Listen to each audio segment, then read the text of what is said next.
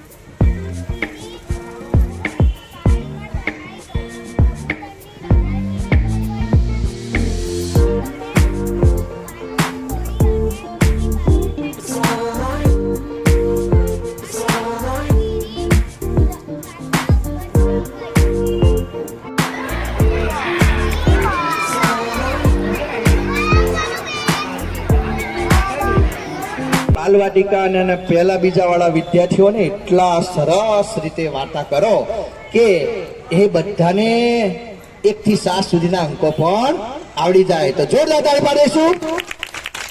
શરૂઆત. એક ઉંદર હતો. એને 7 પૂંછડી હતી. એક ઉંદર હતો, તેને 7 પૂંછડી હતી.